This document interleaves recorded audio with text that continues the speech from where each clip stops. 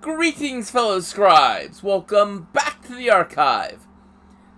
This week, I use an archival GMing to be my filler between series on my in-depth.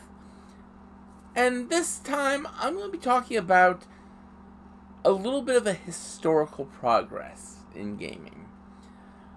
I'm going to be talking about the evolution of character sheets from when they first started to the modern day.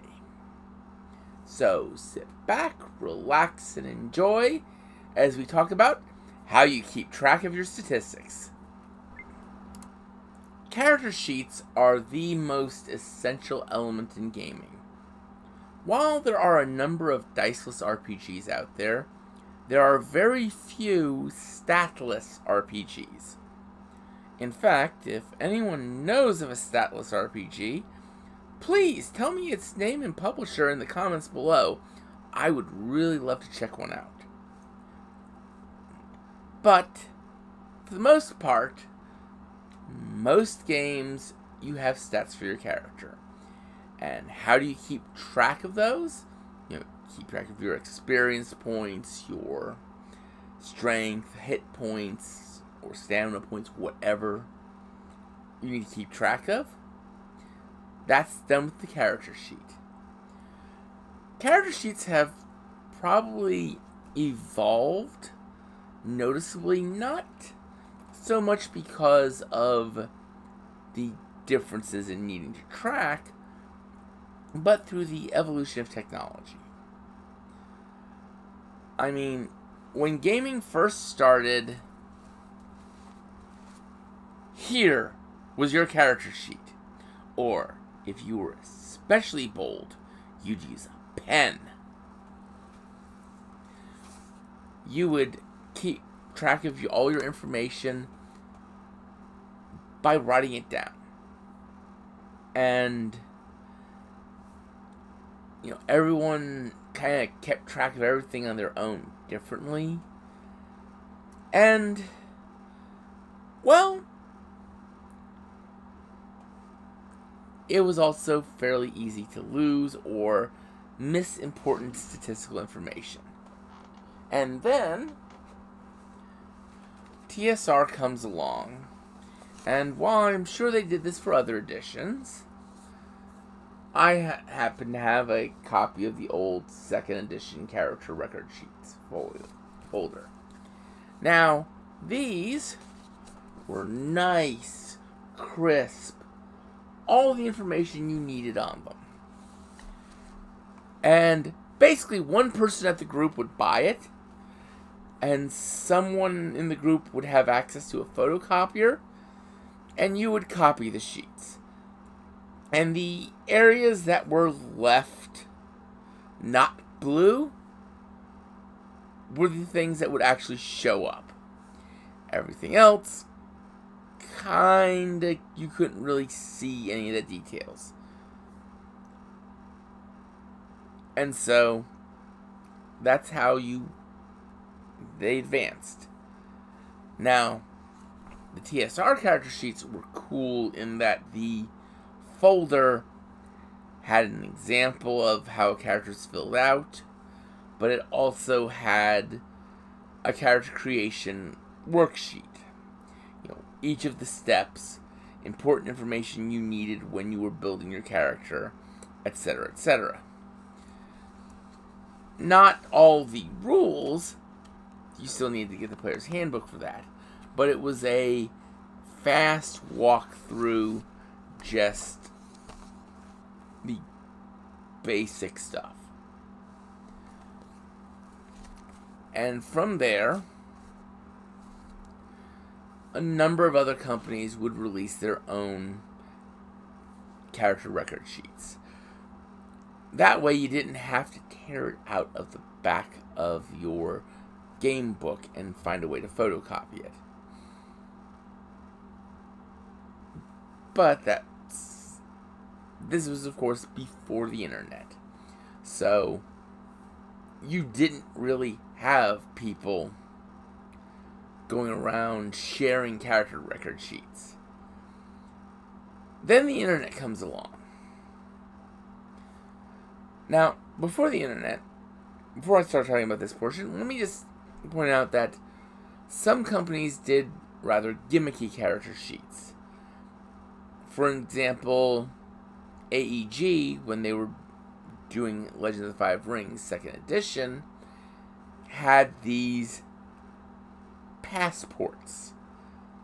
They were your character sheet, but they were small booklets, and first 2 pages are your character, and then the rest of it was all keeping track of where you traveled, who you met, who your allies were, etc., etc. It was sort of a campaign diary for a single character, with the last page even being your character's death poem. And that was a neat thing. I really think more companies should do character sheets like that. I would probably buy one of those booklets. But the thing is, once you move into the era of the internet, you start seeing people sharing character sheets. Some are Excel documents, some are word processor documents that they've done all fancy, and eventually PDFs come out. And once PDFs come out, things become a lot easier.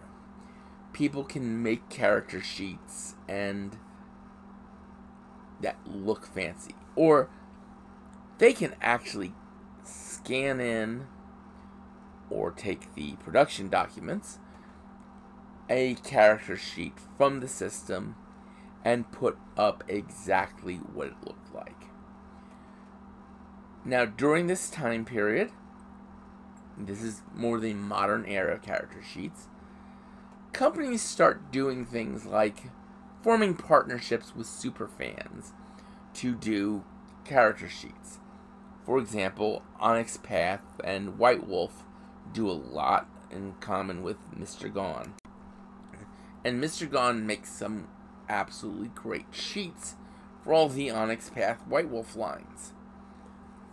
You know, you have the standard 2-page sheets, and then you've got the 4-page greater detail sheets. Which leads to the next part of this. Character sheets have now started being able to be form fillable. Technology has advanced where you can actually set a character sheet that it can be typed in, the information. And frankly, it bothers me that game companies don't make these available immediately upon release of a game. I mean, you see, character sheets are the most essential element of the game. Many players have computers. I mean, laptops have become a lot more common. In my game group, in fact, I have 3 players who bring laptops to a game session. That's including myself. And because of this, keeping your character sheets on a computer and maybe printing them out before game is a lot easier to do. And so many game companies seem to have forgotten that it's 2020, not 1990. They release their character sheets. Maybe they'll release a PDF that's not form fillable. What is the point of that? I mean, you have companies like Post-Human Studios that makes Eclipse Phase. You've got Catalyst Game Labs that makes Shadowrun, and so many others.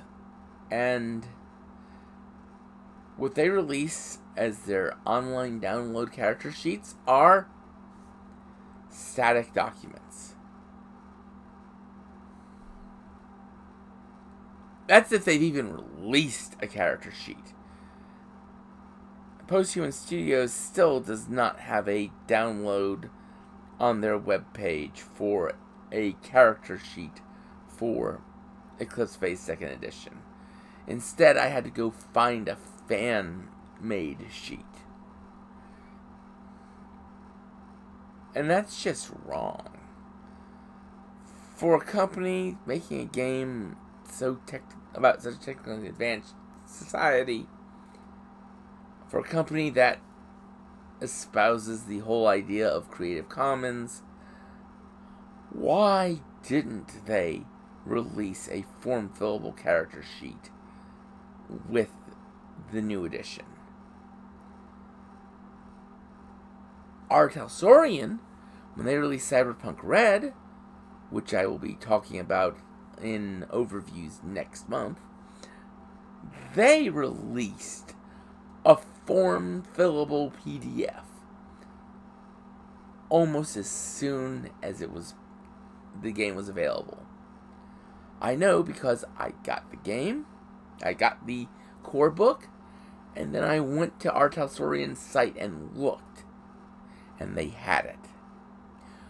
More companies should follow that protocol, that logic. Now, there's another little side thing here. One of the other things that's really common is character creation programs. Now, understand, you can do character creation programs in Excel, or you can write your own code and do one. People have done character generators for multiple systems. I find these as a great aid, just because modern RPGs generally have a lot to keep track of in character creation, and these things do all that messy math for you. But they're still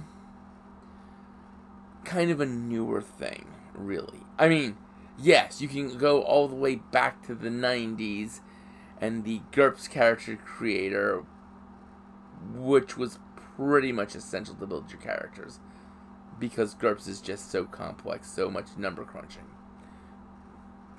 But what I love seeing is the number of fan-made character generators for a number of different games.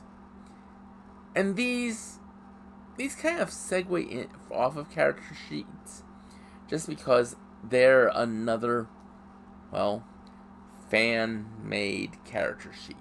It's just they do all the math for character creation for you as well.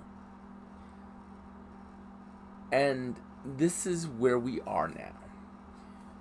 We have form-fillable PDFs,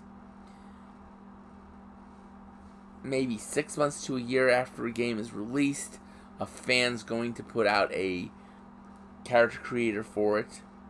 Some are good, some are bad, some make you want to claw your eyes out because, oh my god, what were they thinking? But we've come a long way from the days of notepad and pencil.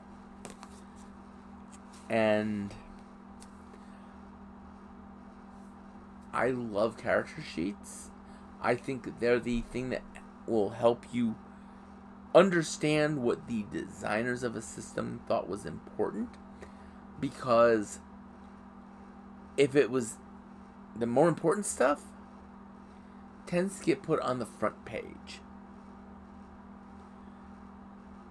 And with that said, next week I will begin my next in-depth series. I'll be taking a look at 3 locations in Rokugan of classic L5R. And I will be starting off talking about the Second City. So, until then, I'd like you all to remember to have fun and keep gaming.